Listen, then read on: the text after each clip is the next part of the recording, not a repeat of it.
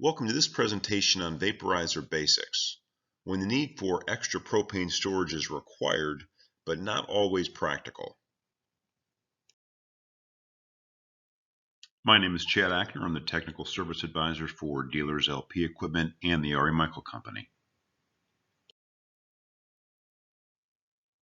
R.E. Michael has corporate headquarters in Glen Burnie, Maryland, while Dealers LP Equipment has locations in Davenport, Iowa, Louisville, Kentucky, Hickory, North Carolina, Jackson, Mississippi, Dothan, Alabama, and also Memphis, Tennessee.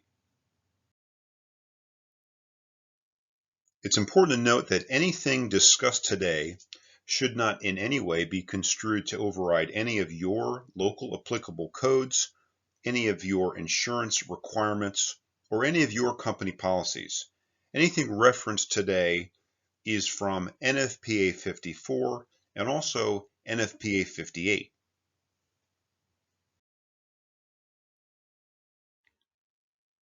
Part of the reason that you're here today is because of Section 4.4 in NFPA 58 regarding the qualification of personnel. And it basically says that persons who transfer LP gas or are employed to transport LP gas, or whose duties fall within that scope of the code, shall be trained in the proper handling procedures.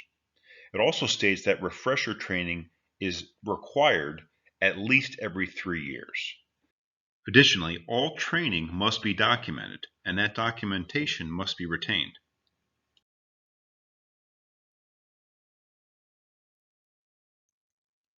All propane installations must comply with both NFPA 54 and NFPA 58.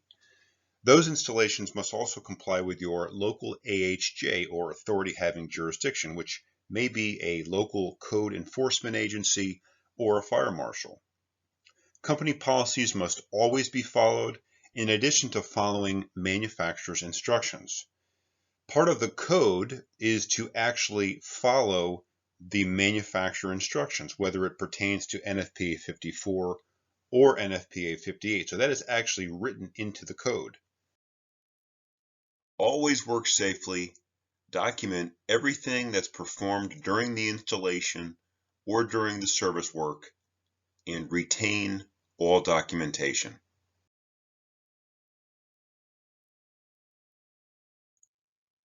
A breakdown of the differences between NFPA 54 and NFPA 58 are that NFPA 58 will cover everything from the container all the way up until the outlet of the delivery regulator. Now that may be an integral twin stage regulator or a second stage regulator. NFPA 54 covers everything from the outlet of that very same regulator all the way inside the building. As with any propane project or propane installation, always make sure you have a Rego L545 serviceman's manual handy or a Rego smartphone app on your phone.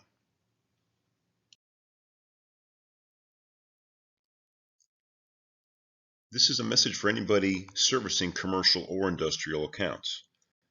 Has your customer added equipment to their installation? Is the existing propane storage not keeping up with the overall demand? Have you or has the customer noticed the tank or tanks frosting up? And are you getting low heat output from the propane burning equipment?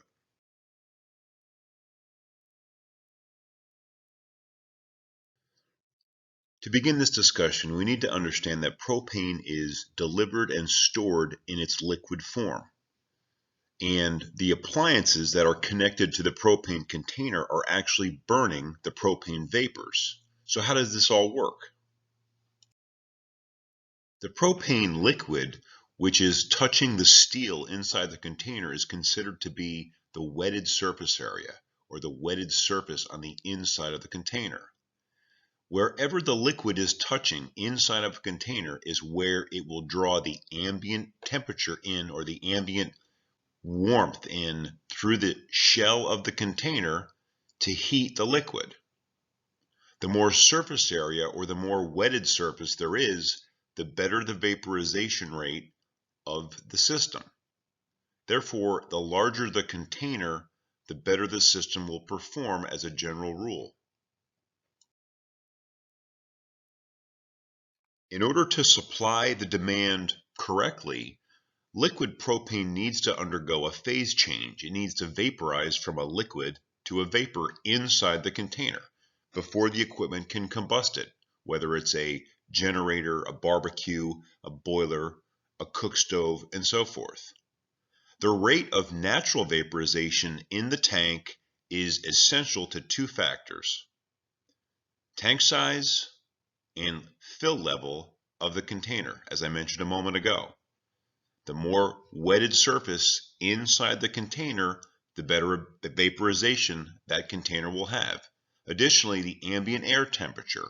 The warmer the temperature outside the container, the better the vaporization rate will be inside the container.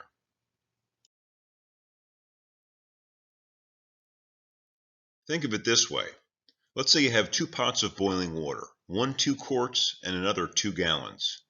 The 2-gallon pot is going to give off more vapor or steam than the 2-quart pot, so long as the heat applied is constant, is the same. The same is true for propane. The larger and more full a propane container is, meaning the more wetted surface area it has, the more heat transfer surface area and the more vapor it will give off. The phase change of propane is best explained like this. The phase change of propane, just like that of water, involves the transfer of energy. You cannot boil water without an outside source of heat. Further, the more energy applied, the hotter the burner, the faster the water is boiled, and the faster it is expelled into the atmosphere as vapor. Think of liquid propane boiling inside of a container, creating propane vapor that the appliances consume, similar to the way a pot of water boils on the stove, creating water vapor that enters the atmosphere. The ambient air temperature around the container plays a direct role in the ability for the liquid propane inside the container to vaporize. The warmer it is outside, and the more liquid surface area there is inside the container or wetted surface, the better the propane liquid will vaporize. Consider this similarity between water and propane liquid. Water will go through a similar phase change at 212 degrees Fahrenheit that propane will go through at minus 44 degrees Fahrenheit. Meaning any ambient air temperature above minus 44 degrees Fahrenheit will allow propane liquid to boil off or vaporize into the atmosphere. Here are two charts showing the direct connection between higher ambient air temperatures and higher internal container pressures.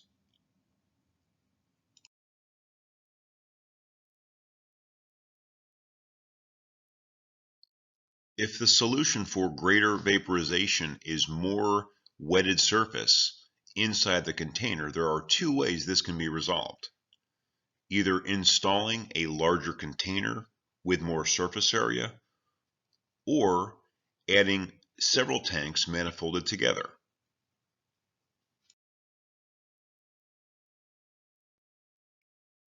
So with all that understood, how do we increase the vaporization rate for our propane containers? Well, we can go from a small cylinder to a bigger cylinder. If that doesn't work, we can add multiple cylinders. If that still doesn't vaporize enough product for the consumer, we can go to larger, maybe ASME containers. Increasing the tank size always increases the vaporization rate of the container. In some instances, there isn't enough space to install multiple containers. Therefore, sometimes a tank heater or a vaporizer is required to handle the BTU load. In addition to poorly performing propane appliances, one of the first warning signs of a container that's undersized is a frosting effect that will take place on the outside of the tank. This frosting effect is caused by the liquid propane inside the container attempting to pull the heat from the ambient area or the ambient air surrounding the tank through the steel to warm the liquid propane and allow it to, or help it to vaporize. When there isn't enough wetted surface inside the container for this to take place, the liquid propane will actually chill or auto-refrigerate, which will result in the moisture surrounding the tank to freeze. This problem is compounded when the frost continues to build on the outside of the container and ultimately insulates the liquid propane on the inside from the ambient air temperature on the outside, and makes the problem even worse.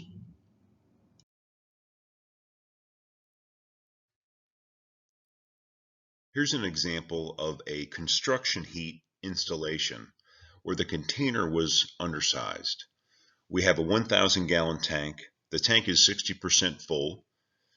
The BTU capacity of a 60% full 1,000 gallon tank at 0 degrees Fahrenheit is 787,200 BTUs based on the data in the Rigo L545. If we examine this installation further, we find that this temporary heat installation has two 500,000 BTU construction heaters connected to it. That's the reason, in a nutshell, why this tank is not able to keep up with demand. It's simply undersized for this installation. You'll notice the frost building up, indicating that the ambient moisture outside the tank is beginning to freeze, which will ultimately cause an insulating effect to take place, furthering the issue. So how do you increase the rate of natural vaporization on installation? You can't control the outside air temperature. One thing you can do is to increase the tank size or add more storage. Unfortunately, there's not always enough room to do so.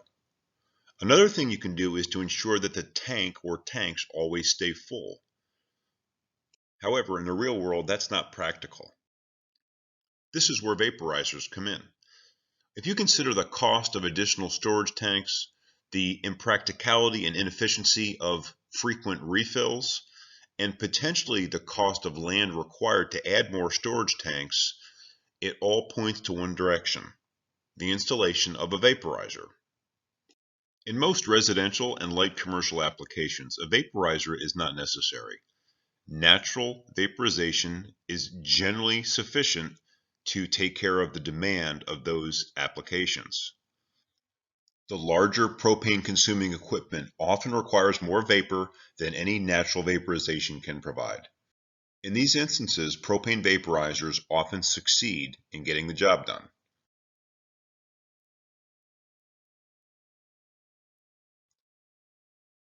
A vaporizer is basically a boiler that does not build pressure. Propane liquid will enter the vaporizer, and propane vapor will exit the vaporizer. Some of the benefits of installing a vaporizer are that they eliminate recondensation of vapor in the supply lines. They'll eliminate tank freeze-ups. They'll use 100% of the propane in the tank, overall decreasing the delivery frequency. They will also eliminate heavy end accumulation in the tanks. It'll provide a constant supply of vapor at temperatures down to minus 40 degrees Fahrenheit. Vaporizers will also eliminate the distillation of propane when vaporizing propane and butane mixes. They'll also allow the user to significantly increase the capacity of the system without adding additional tanks, and that's where one of the biggest benefits of vaporizers come in. Again, the highlights of using a propane vaporizer are that they will eliminate any tank freeze-up that could result in a production loss or a delay. They'll provide a constant supply of propane vapor regardless of what the outdoor temperature is or the size of the tank that it's connected to. Propane vaporizers can save space. Obviously, the more tanks you need or the more tanks that are required, the more space or the more land is also required to support that. Vaporizers will add additional superheat to propane vapor, and vaporizers will also operate at low temperatures.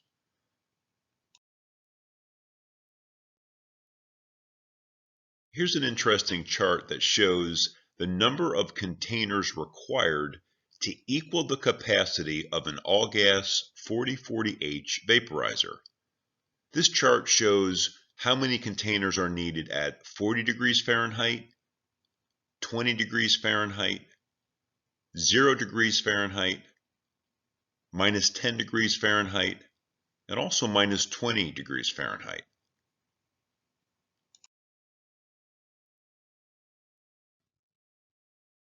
This diagram illustrates the operation of a basic propane vaporizer installation.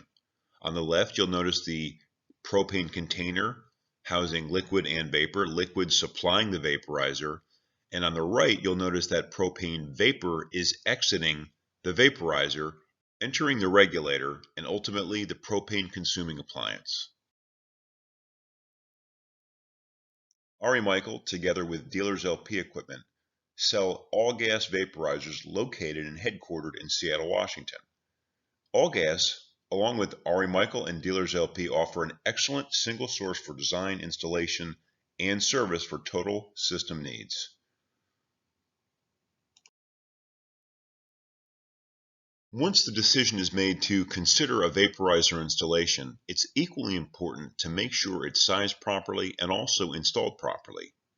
The first step towards that process is to draw up a sketch. When drawing up an installation diagram and making a material list, it's important to understand that all liquid and vapor piping must be sized equally and symmetrically, both on the inlet side of the vaporizer and also on the outlet side of the vaporizer. This will ensure each vaporizer operates similarly. A detailed diagram will look something like this.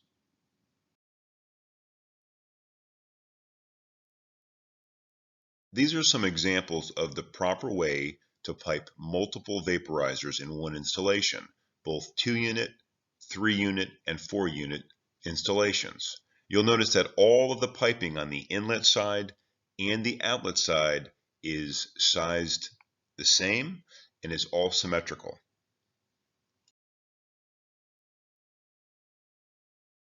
If the inlet piping and the outlet piping are not piped symmetrically, the BTU demand will not be shared equally among multiple vaporizers. In other words, if 3 vaporizers are installed in one application, 1 or 2 of those vaporizers will be sharing a heavier burden than the final vaporizer will be. It's easy to identify in these images which vaporizers have a greater burden on them placed based on the way the piping is configured. Multiple vaporizers appear to have a charring effect at the exhaust outlet on top of the vaporizer. Additionally, where the outlet piping is connected to those vaporizers, you'll notice that the piping is showing wear. The wear is actually the result of those particular vaporizers working that much harder, producing a higher outlet temperature through that vapor piping, resulting in the deterioration of the paint on that piping. Also, you'll notice that the grounds surrounding these vaporizers have not been maintained properly. The grass or any vegetation surrounding the vaporizers should always be kept at a minimum.